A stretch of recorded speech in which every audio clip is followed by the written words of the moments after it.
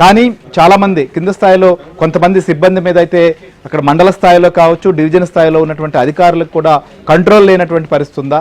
సచివాలయాలు కావచ్చు, ప్రత్యేకించి వాలంటీర్లు కావచ్చు, చాలామంది ఫీల్డ్ స్టాఫ్ వారి ఇష్టానుసారంగా వ్యవహరిస్తున్నా ఎందుకు అదుపు చేయట్లేదు? అసలు వారికి ప్రత్యేకంగా ఈ ఆదేశాల గురించి కావచ్చు, లేదా ఇప్పటి వరకు ఎలా ఉన్నారు, ఇక ఎలా ఉండాలనే దానిపైన వారికి నేరుగా సమావేశాలు పెట్టి చెప్పకపోవడం, లేకపోతే వారిని ఖచ్చితంగా ఆదేశాలు ఇవ్వకపోవడం, వీటి వల్ల ఇలాంటి పరిస్థితులు వస్తున్నాయా? సో వారిని ఏ రకంగా కంట్రోల్ చేయాల్సి ఉంది? వారిని కంట్రోల్ చేయకపోతే, ప్రత్యేకించి కంప్లైంట్ చేస్తే తప్ప చర్యలు తీసుకోకపోతే ఎన్నని కంప్లైంట్ చేయాలి? ఎవరిని ప్రతిదానికి నిఘా ఉంచాల్సినటువంటి పరిస్థితి, ప్రతిపక్షాలు ఇదే డ్యూటీలో ఉండాల్సినటువంటి అవసరం ఉందా? రామారావు, ఎందుకు అసలు ఫీల్డ్ స్టాఫ్ని కంట్రోల్ చేయలేకపోతున్నారు?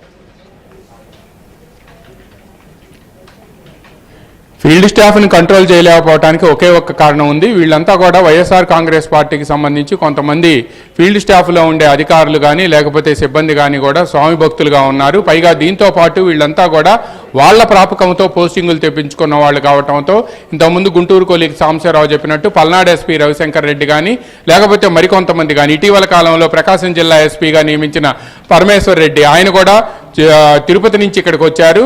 తిరుపతి నుంచి కావాలని చెప్పి ఇక్కడికి తీసుకొచ్చారు. అంటే ఇటువంటి వాళ్ళందరూ కూడా స్వామి భక్తులుగా ఉన్నారు అనేది కూడా ప్రధానమైన ఆరోపణగా తెలుగుదేశం పార్టీ చెబుతుంది. అందువల్లనే ఎవరైతే ఈ స్వామి భక్తులుగా ఉన్నారో, లేకపోతే వైఎస్ఆర్ కాంగ్రెస్ పార్టీ కీలక నేతల ప్రాపకంతో పోస్టింగులు సంపాదించుకున్నారో వాళ్ళు ఈ రోజు వరకు కూడా మోడల్ కోడ్ ఆఫ్ కాండక్ట్ అమల్లో ఉన్నప్పటికీ కూడా వాళ్ళు ఆ పరిస్థితి నుంచి బయటికి రాలేకపోతున్నారు అనేది, అదేవిధంగా అధికార పార్టీ నుంచి కూడా ఒత్తిడి ఎక్కువగా ఉంది అని చెప్తున్నారు.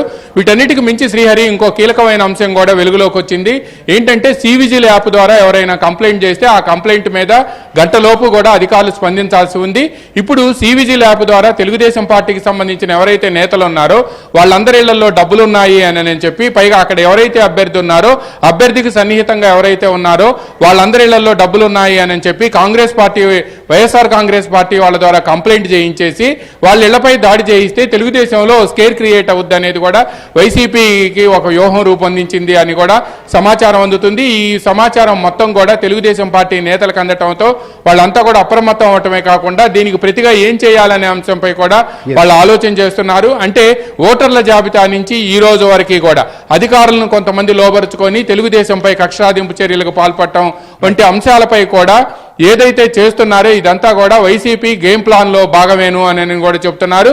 అందువల్లనే ఈసీ కొరడా జలిపించాలి అని చెప్పి ఎవరైతే వాళ్ళు ఒకవేళ తెలుగుదేశానికి చేసినా వైఎస్ఆర్ కాంగ్రెస్ పార్టీకి చేసినా ఎవరికి చేసినా కూడా ఎన్నికలు ఫ్రీ అండ్ ఫెయిర్ పోల్ జరగాలి అని అంటే ఎవరైతే పక్షపాతంగా వ్యవహరిస్తున్నా అధికారుల మీద తప్పనిసరిగా చర్యలు తీసుకోవాల్సిందేను అని కూడా తెలుగుదేశం పార్టీ డిమాండ్ చేస్తుంది. అందువల్లనే ఇప్పటికే 200 మంది వాలంటీర్లను రిమూవ్ చేసినప్పటికీ వాళ్ళు మరింత విచ్చలవిడిగా మళ్ళా వైఎస్ఆర్ కాంగ్రెస్ పార్టీ తరపున ప్రచారం చేస్తున్నారని, రేపు పోలింగ్ కూడా వాళ్ళని ఏజెంట్లుగా పంపిస్తాము అని కూడా వైసీపీ నేతలు చెబుతున్నారంటే బరితెగింపు ఏ స్థాయిలో ఉంది అనేది కూడా అర్థమవుతుంది అని చెప్పి కూడా టీడీపీ ఆరోపిస్తుంది. శ్రీహరి, మీరు అన్నట్లుగా ఈ రకమైనటువంటి బరితెగింపు చర్యలను ఖచ్చితంగా అడ్డుకట్ట వేయాల్సిందే. ఎలక్షన్ కమిషన్ సివిజిల్ యాప్ కూడా పెట్టి ఫోటోలు కావచ్చు, ఆడియో వీడియోలతో సహా ఏది అప్లోడ్ చేసినా చర్యలు తీసుకుంటామంటుంది. కానీ కింద స్థాయిలో ఉన్నటువంటి వాళ్ళు కూడా యాక్ట్ చేయాలి. సత్య ఏంటి అసలు ఫైనల్ గా చెప్పండి, ఎలక్షన్ కమిషన్ ఇప్పుడు జరుగుతున్న పరిణామాలపైన సీరియస్ గా యాక్షన్ తీసుకునే పరిస్థితి ఉందా? అంటే సాధారణంగా తీసుకుంటే కనుక దేశ స్వతంత్రం వచ్చిన సమయంలో జవహర్లాల్ నెహ్రూ అసలు ఐఏఎస్ ఐపీఎస్లు భారతదేశానికి అవసరమా, అప్పట్లో స్వతంత్రానికి ముందు స్వతంత్ర సమరయోధులు తీవ్రంగా ఇబ్బంది పెట్టారని మాట్లాడినప్పుడు సర్దార్ వల్లభాయ్ పటేల్ వాళ్ళ స్టీల్ గ్రిడ్ ఈ ప్రజాస్వామ్యానికి ఏం ముప్పు వచ్చినా వాళ్లే దీన్ని కాపాడతారని చెప్పిన పరిస్థితి.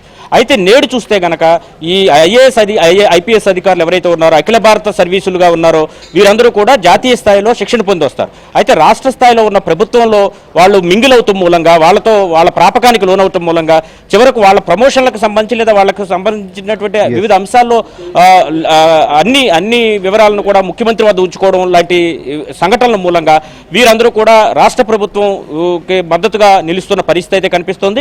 వీరిలో చాలా మంది కొంతమంది నీతి నిజాయితీగా ఉన్న వాళ్ళందరినీ లూప్ లైన్లో వేసేస్తున్న పరిస్థితి. ఇప్పుడు ఈ రోజు ఎవరినైతే 3 ఎస్పీలను పిలిచారో అటు ప్రకాశం, నంద్యాల, అదేవిధంగా పల్నాడు జిల్లాలకు సంబంధించిన ఎస్పీలు, ఈ 3 కూడా గతంలో వైసీపీకి అనుకూలంగా వ్యవహరించారని టీడీపీ అనేక మార్లు ఫిర్యాదు చేసింది. జనసేన, టీడీపీ, బీజేపీలు అనేక మార్లు ఫిర్యాదు చేసిన పరిస్థితి అయితే ఉంది. అదే సమయంలో రవిశంకర్ రెడ్డి ఎవరైతే ఉన్నారో పల్నాడు ఎస్పీ, ఆయన ప్రధానమంత్రి సభ విషయంలో కూడా ఆయన చాలా నిర్లక్ష్యంగా వ్యవహరించారనే ఫిర్యాదులు కూడా ఆయన మీద ఎక్కువగా ఉన్నాయి. ఆ విషయాన్ని కూడా ఈ రోజు సీఈఓ కార్యాలయానికి వచ్చినప్పుడు ప్రశ్నించే అవకాశాలు లేకపోలేదు. వీరు ముగ్గురు దగ్గర వివరణ తీసుకున్న తర్వాత ఈ వివరణకు సంబంధించినటువంటి యాక్షన్ టేకన్ రిపోర్ట్లు కూడా తీసుకుని వీటిని సెంట్రల్ ఎలక్షన్ కమిషన్ కు రాష్ట్ర ఎన్నికల ప్రధాన అధికారి పంపిస్తారు. వారు సూచించిన మేరకు వీరిపై చర్యలు ఉండే అవకాశం ఉంది. వీరితో పాటు మరొక 14 మంది ఎస్పీల బదిలీలు త్వరలోనే ఒక 2-3 రోజుల్లో ఉండే అవకాశాలు ఉన్నట్టుగా తెలుస్తోంది. కాబట్టి ఓవరాల్ గా తీసుకుంటే ఒక వీళ్ళంత త్వరగానే రాష్ట్రంలో ఎవరైతే అధికార పార్టీకి అంటకాగుతున్నారో వారందరిపైన కూడా బదిలీ వేట అయితే ఖచ్చితంగా పడే అవకాశాలు అయితే మనకు కనిపిస్తున్నాయి. Right. Thank you Satya, thank you Ramarao, thank you Sambasivarao. So చూస్తున్నాం, ఏ పార్టీకి ఏ నాయకుడికి కూడా అధికారము పదవి శాశ్వతం కాదు. ఈ విషయాన్ని సర్వీస్లో చాలా కాలం పాటు ఉండాల్సినటువంటి అధికారులు గుర్తించాల్సినటువంటి అవసరం ఉంది. ఎలక్షన్ కోడ్ అమల్లోకి వచ్చిన తర్వాత కూడా తాము గతంలో లాగా కావచ్చు లేదా కొందరు ప్రాపకం కోసం పనిచేస్తామంటే ఖచ్చితంగా చర్యలు ఉండేటువంటి పరిస్థితులు ఉన్నాయి. కాబట్టి ప్రజాస్వామ్య పరిరక్షణకి ఎలక్షన్స్ ఎంతో ముఖ్యం.